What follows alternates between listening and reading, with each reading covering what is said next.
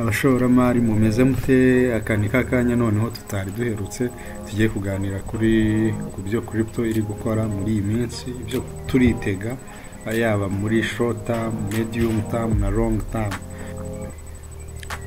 Hanyuma duhereye muri long term, nkuko mubizi izo tureba cyane ni Doge, ni Bitcoin, ni Link, ni Solana, wenda tukongeraho n'izindi nyuma, ariko izo arizo twarebeyeho. Hanyuma duhereye kuri Doge, turebye muri long term, duhereye muri long term reka turebe Doge muri long term. Twe twavuze muri medium term. Long term n'ubundi zino asset zose ziri bullish, ziri kuzamuka, ni ibintu n'ubundi twaganiyeho nyuma yuko turebye ko zubahirije iyi key level ya hano ikaba igahita izamuka. Hanyuma muri medium term rero ho twavuze ko tuzakonfirma bullish niba ya breakinze iyi trend line muri kubona hano. Hanyuma n'ubundi murabibona yarayibreakinze n'imbaraga nyinshi, iyo ni Doge. Hanyuma igisigaye ni ugutangira kuzamuka ikagera muri 1 nkuko twagiye tubiganiraho mu minsi yashize, n'ubundi ikazamuka ikarenga hejuru ya 0.1 nkuko mubona izi key level muri long term na medium term. Doge n'ubundi iri bullish. Hanyuma no muri short term kugeza ubu ngubu Doge iracyazamuka, iri kuzamuka, bigaragara ko n'ubundi yasoje gutestinga hano key level yayo hano, hanyuma ihita itangira kuzamuka. Still rero turacyiteze ko izamuka ikagera kuri izi level 0.08 komeza kuzamuka, nicyo umuntu yakitega kuri Doge. Hanyuma duhise tujya kuri BTC nayo muri long term ariho mereye long term, naho murabona ko ya breakinze strong support yayo, murayibona hano strong support resistance hano ya breakinze, niyo iriho. Niramuka ikomeje kuzamuka ikarenga iyi key level, iyi daily candlestick ihagaze neza gutya, ubwira bigikomeje kuzamuka paka ikomeze muri za 41 mpaka no muri 47. Ni ibintu bishoboka cyane. Kugeza ubu ngubu Bitcoin long term na medium term iri bullish, hanyuma na short term iri bullish nkuko muri kubibona ko nayo yamanje gukora continuation pattern, hanyuma ihita yongera irayibreakinga, irayitestinga, hanyuma ihita ikomeza irayizamuka. Guhera ejo nibwo yazamutse. Abantu muri VIP Discord group n'ubundi naba sharinzi ntuza ko iyi setup ko Bitcoin imaze ku breakinga hejuru, gisigaye ari long ari ukuzamuka. Hanyuma na Link nayo imaze igihe iri kuzamuka, nkuko n'ubundi twagiye tubibona muri minsi yatambutse. Link twabanje kwibeshya ko twabanje gutekereza ko igomba gutestinga iyi break izi key level zayo, kuko yari imaze umwaka wose ikora consolidation hagati hano. Twabanje gutekereza ko ari ngombwa kwitestinga, ariko nyuma ihita ikora break out. Niyo rero yakongera kumanuka, birashoboka ko itarenga kuri uyu murongo muri kubona hano muri 11 amadolari 11 hagati aho ngaho, mbere yo gukomeza kuba yazamuka. Ariko kugeza ubu nayo iri bullish, yaba muri long term, muri medium term ndetse short term. Nkuko mubibona ko kurikije trend yayo muri short term, urabona ko iri gusoza gukora key level.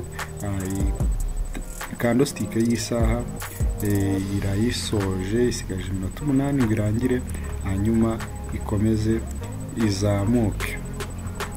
Hanyuma na Solana nayo nkuko mubibona nayo iri bullish, imaze igihe iri bullish nkuko twagiye tubikurikirana mu minsi yashize. Hanyuma hano murabona ko yakoze continuation pattern nkuko hano yagiye ikora. Hanyuma na hano yarayikoze iri gushaka kuyibreakinga. Nayo itegeye imeze nka Bitcoin uko iyi candlestick y'umunsi irarangira imeze, nibyo biratanga isura niba koko ikomeje kuzamuka yagera hano kuri iyi level ya 58 nkuko twagiye tubiganiraho mu minsi yashize. Nayo yaba medium term, long term, short term iracyari bullish nkuko muri kubibona. Nubwo wenda iyi candlestick isa nirangiye igaragaza bearish, ariko nteganya ko nubwo yamanuka yatestinga hano hasi gahita yongera ikazamuka. Nicyo niteze kuri Solana. Rero yaba Doge, yaba Bitcoin, yaba Link, yaba Solana, ndatekereza ko zigerageje gutanga ishusho y'icyo Bitcoin y'icyo crypto umuntu yayitegaho. Hanyuma reka turebe hari coin abantu muri VIP Discord group twagiye tuyiganiraho. Hari coin ya FTT nkuko mubizi. FTT yabaye bankrupt cyangwa yarazimye, imaze kuzima.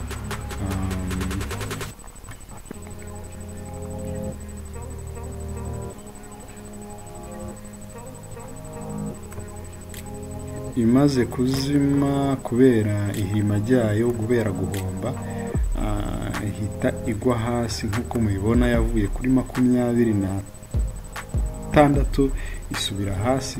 Ntekereza ko no kuri icano n'ubundi nkunda kubivuga, FTX yahirimye ku itariki 9 z'ukwa 11 2022. Hanyuma nkuko mubibona iraza ihita igera kuri phase yayindi ikomeye cyane, aho nta move nini irimo, imara umwaka wose iri muri consolidation.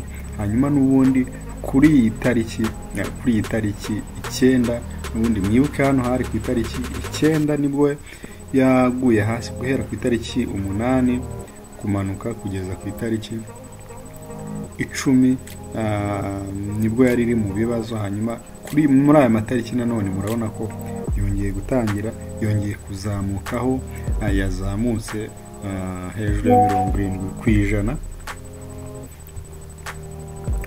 N'ubundi muri aya matariki nyuma y'umwaka imeze nk'aho iri kwizihiza anniversaire. Ku bantu rero baba risk taker n'ubundi tukunze kubiganira, nuko iyi FTT token bitewe n'imipango ya FTX nk'abashoramari tuba tugomba kubyaza umusaruro ibintu mu buryo buri fundamental. Iyi ni coin nziza umuntu ashobora gutargetinga for long term, kuko ntekereza ko iyi gap muri kubona hano, ntekereza ko hari igihe izongera ikayikavaringa. Nubwo muri kubona yakoze candlestick imwe ya daily time frame, candlestick itararangira, ariko birashoboka ko umunsi umwe izongera ikazamuka ikagera muri 25-26.